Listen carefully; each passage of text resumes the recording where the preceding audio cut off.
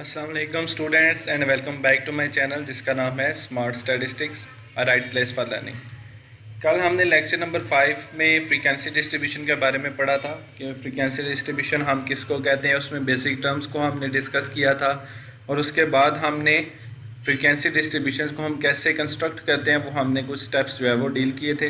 आज हम जो है इसकी न्यूमेरिकल एग्जाम्पल को देखने लगे हैं। सो मैंने यहाँ पहले ही टाइप इन कर दी हुई है, तो इसको हम वन बाय वन देखते जाते हैं। तो क्वेश्चन मैंने जो लिया है वो डाटा हमारे पास दिया हुआ है, लेंथ्स दी हुई हैं हमारे पास 40 मेज़ प्लांट्स की। मेज़ प्लांट्स हम कहते हैं जो मकई के हमारे पास जो है वो पौधे होते हैं, ठीक है। तो उनकी हाइट्स हमने ली हुई हैं इंचज़ के अंदर। इसमें कह रहा है कि आपने इस डाटा का जो है वो फ्रीक्वेंसी डिस्ट्रीब्यूशन आपने कंस्ट्रक्ट करनी है। अब जैसे कि हमने कल पढ़ा था कि डाटा की दो टाइप्स होती हैं, एक को हम कहते हैं अनग्रुप डाटा और दूसरे को हम कहते हैं ग्रुप्ड डाटा। तो ये जो डाटा की हमारे पास टाइप्स है ये हमारे पास अनग्रुप डाटा है, ठीक है। ये अपनी रॉ फॉर्म के अंदर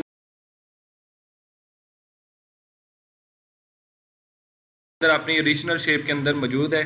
तो इसको अंडरस्टैंड करने के लिए, इसकी सेटिस्फैक्शन के लिए, इससे कंक्लूजन्स ड्रा करने के लिए हम इसकी फ्रीक्वेंसी डिस्ट्रीब्यूशन बनाएंगे। तो सबसे पहला स्टेप हम इसमें क्या करेंगे, हम सबसे पहले इस डाटा की रेंज कैलकुलेट करेंगे। हम चेक करेंगे कि इस डाटा के अंदर वेरिएशन कितनी है। उसके लिए हमने कल पढ़ा था कि रेंज वेरिएशन को कैलकुलेट करने के लिए हम उस डाटा की रेंज निकालते हैं। तो रेंज निकालने के लिए हमारे पास जो फार्मूला होता है वो हम यूज़ करते हैं highest value minus smallest value, ठीक है। हाईएस्ट वैल्यू यहाँ आप ले सकते हैं जो हमारे पास मिनिमम वैल्यू है, या स्मॉलेस्ट या लोएस्ट वैल्यू की अगर हम बात कर सकते हैं कि डाटा के अंदर आपके अनग्रुप डाटा के अंदर जो सबसे बड़ी वैल्यू है आपने उसको जो है वो उसमें से आपने सबसे स्मॉलेस्ट वैल्यू को आपने माइनस कर देना होता है, ठीक है। अब इस डाटा के अंदर अगर हम देखें तो सबसे हाईएस्ट वैल्यू हमारे पास एक ही है जिस वो है हमारे पास 176 और सबसे स्मॉलेस्ट वैल्यू हमारे पास इस डाटा के अंदर 119 है, ठीक है। तो हमने यहाँ पे सबसे पहले रेंज कैलकुलेट की। रेंज का हमने फार्मूला अप्लाई किया highest value minus smallest value. तो रेंज हमारे पास आती है 176 में से हम 119 माइनस करेंगे तो वो हमारे पास आती है 57 इंचज़, ठीक है। कि मतलब डाटा के अंदर इतनी वेरिएशन मौजूद है। अब एक हमें रेंज का पता चल गया, डाटा की वेरिएशन का पता चल गया। इसके बाद हमने डिसाइड करना होता है कि हमारे पास इस डाटा के अकॉर्डिंग या डाटा के साइज के अकॉर्डिंग हमें नंबर ऑफ क्लासेस कितनी रिक्वायर्ड है फ्रीक्वेंसी डिस्ट्रीब्यूशन बनाने के लिए।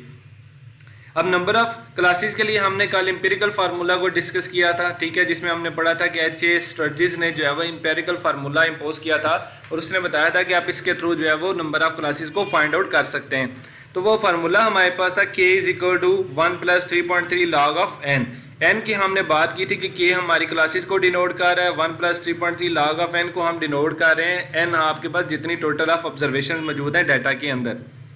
तो हमने यहाँ पे n की जगह अपना 40 जो है पुट किया जितनी हमारे पास टोटल ऑब्जर्वेशन थी। तो k इक्वल आता है हमारे पास 1 प्लस 3.3 लॉग ऑफ 40 लेंगे तो आता है 1.6020। इसको 3.3 से हमने मल्टीप्लाई किया और प्लस 1 ऐड किया तो k हमारे पास इक्वल आता है 6.286, ठीक है।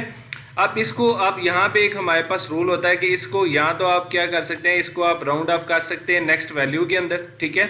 या आप अगर ये 6.5 से अबव है, 6.5 है, तो आपकी चॉइस है कि आप इसको नेक्स्ट हायर वैल्यू के अंदर राउंड ऑफ कर लें, यहाँ पे इसको प्रीवियस वैल्यू के अंदर राउंड ऑफ कर लें, कंप्लीट वैल्यू आप ले लें। तो यहाँ पे वैल्यू हमारे पास मौजूद थी 6.286। तो हमने यहाँ पे क्या किया कि हमने इसको राउंड ऑफ कर लिया 6 के अंदर ही। तो मतलब हमें पता चल गया कि हमारे पास जितनी हमें कितनी क्लासेस रिक्वायर्ड है वो ऑलमोस्ट हमने 6 क्लासेस जो है वो इस डाटा के अकॉर्डिंग हम बनाएंगे। उसके बाद हमने डिसाइड करना होता है कि हमने क्लासेस जो बनानी है, क्लास लिमिट्स की हमारे पास विड्थ या इंटरवल कितना होना चाहिए, ठीक है। तो उसके लिए हम जो है वो डिसाइड करते हैं, ये भी हमने कल फार्मूला पढ़ा था, ठीक है, कि h हमारे पास क्लास विड्थ को या इंटरवल को हम h या c के साथ डिनोट करते हैं और h हमारे पास इक्वल होता है range over number of classes के। रेंज हमारे पास डाटा की हमें पता चल गई थी कि 57 है और नंबर ऑफ क्लासेस हमें कितनी रिक्वायर्ड है अभी हमने ऊपर से चेक किया वो है 6। तो 6 हमें क्लासेस रिक्वायर्ड है और रेंज हमारे पास डाटा की 57 है। इसको डिवाइड करेंगे तो 9.5 बनता है। जैसे अभी मैंने आपको डिस्कस किया ऊपर कि अब आपकी चॉइस है कि आप इसको नेक्स्ट हायर वैल्यू के अंदर भी राउंड ऑफ कर सकते हैं। तो 9.5 को मैं नेक्स्ट हायर वैल्यू के अंदर राउंड ऑफ कर रहा हूँ जो कि अप्रॉक्सीमेटली 10 है। तो हम यहाँ पे क्लास विड्थ या क्लास इंटरवल हर क्लास का कितना लेंगे, 10 लेंगे अप्रॉक्सीमेटली। अच्छा, अब उसके बाद हमने पढ़ा था कि हमने चूज करना होता है कि हमने क्लास लिमिट को स्टार्ट कहाँ से करना है। तो उसके लिए हमने पढ़ा था कि जो हमारी स्मॉलेस्ट वैल्यू होती है डाटा की, यहाँ पे अब हमारे पास स्मॉलेस्ट वैल्यू कितनी आ रही थी 119।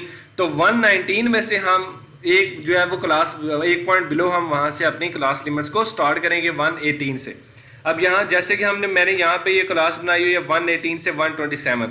तो एक बात हमने ये भी पढ़ी थी कि जो ओवरलैपिंग नहीं होनी चाहिए क्लास लिमिट्स के अंदर, वो class limit should be inclusive, ठीक है। तो वो पॉइंट यहाँ पे वैलिड हो जाता है। यहाँ पे अगर हम देखें तो हमारा फर्स्ट पॉइंट जो 128 वो इस क्लास लिमिट के अंदर है, और इसी तरह 127 वाली वैल्यू भी इसी के अंदर ही लाइक आ रही होगी, ठीक है। तो 118 से अगर हम स्टार्ट करें तो हमने कितने का क्लास लिमिट लेनी है, विड्थ लेनी है, क्लास इंटरवल और क्लास विड्थ लेनी है, और 10 पॉइंट्स की है, ठीक है। तो 118 एक वैल्यू होगी, 119 दो वैल्यूज, 120 तीन वैल्यूज, 121 122 123 124 125 126 और 127 हमारे पास 10 वैल्यूज बनती हैं। तो ये हमने पहली हमारी क्लास जो बनती है वो 118 से 127 तक जो है वो कंस्ट्रक्ट हो रही है, ठीक है। इसके बाद हमने सेकंड जो है स्टार्ट करनी है वो 128 से स्टार्ट करेंगे, और वो हमारी अगर इसी तरह हम इसमें 10 ऐड करेंगे तो वो हमारे पास 31 37 आएगा, ठीक है। और क्योंकि हमारे पास 128 और 137 भी इसी के अंदर इंक्लूड है, तो इसलिए हमारा ये वाले नंबर्स भी इसी में काउंट होंगे, ठीक है। इसी तरह हमने बाकी रिमेनिंग क्लासेस भी बनाई है। टोटल हमारे पास देखें सबसे लास्ट वाली बनती है 168 से लेके 177 तक बनती है क्लास, ठीक है। अब क्योंकि हमारे पास हाईएस्ट वैल्यू जो डाटा में थी वो 176 थी, तो इसलिए अगर हमारे आप देखें फुल हमारे पास कंप्लीट 6 क्लासेस यहाँ पे कंस्ट्रक्ट हो गई हैं। 177 हमारी हाईएस्ट लिमिट जो है वो अपर क्लास लिमिट की वैल्यू आई है लास्ट क्लास की, तो मतलब इसका है कि 176 वाली वैल्यू भी इसी के अंदर इंक्लूड होगी है। तो टोटल फार्मूले के अकॉर्डिंग हमारी कितनी क्लासेस बन रही थी, 6 बन रही थी, वही यहाँ पे हमने वैलिड प्रूव हो गया और उतनी क्लासेस हमारी बन गई और हमारा डाटा भी उसी रेंज के अंदर अभी लाइक आ रहा है।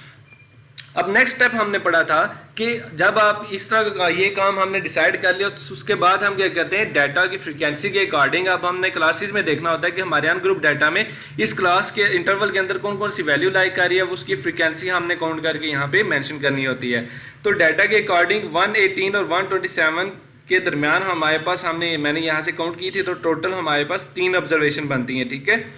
इसी तरह 128 से 137 तक 6 ऑब्जर्वेशन लाइक करती हैं, तो यहाँ पे मैंने फ्रीक्वेंसी 6 लिखी हुई है।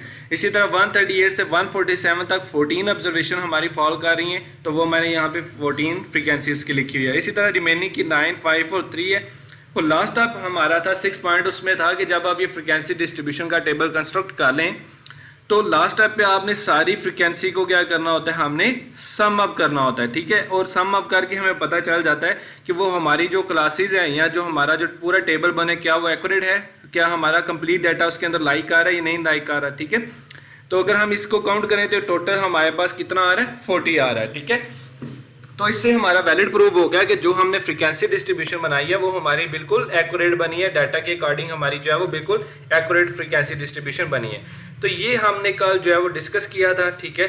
इस लेक्चर के अंदर आपको इस चीज़ की आप क्लियर हो गया होगा कि हमने फ्रीक्वेंसी डिस्ट्रीब्यूशन हमने कैसे बनानी है, ठीक है, और उसको बनाने का हमारे पास तरीका क्या है। थोड़ा सा इसमें हैक्टिक काम ये है कि क्लासेस के अंदर आइडेंटिफाई करना कि कौन सी कितनी ऑब्जर्वेशन लाइक कर रही है, तो उसका बेस्ट वे ये है कि आप डाटा को एरे कर लें। जैसे हमने पढ़ा था ना सेकंड स्टेप के अंदर, जब हमने फ्रीक्वेंसी डिस्ट्रीब्यूशन की जब वो पढ़ी थी डेफिनेशन पढ़ी थी कि आप डाटा को यहाँ तो सेंडिंग आर्डर या डिसेंडिंग आर्डर के अंदर अरेंज कर लें। उससे आपको क्या होगा, क्लासेस के अंदर डाटा को जो आइडेंटिफाई करना आपके लिए बहुत ज़्यादा ईजी हो जाएगा। इससे आपको पता चल जाएगा कि कौन सी क्लास लिमिट के अंदर हमारे पास कितनी ऑब्जर्वेशन फॉल कर रही हैं।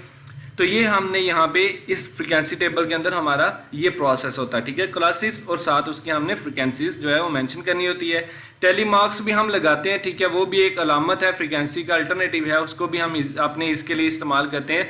लेकिन वो यहाँ पे हमारे पास इतनी एक्सेस नहीं है कि यहाँ पे वो चीज़ मैं टेली मार्क्स वगैरह हम नहीं लगा सकते, तो इस वजह से मैंने सिर्फ जो है वो क्लासेस और साथ मैंने उसकी फ्रीक्वेंसीज मेंशन कर दी हैं, ठीक है।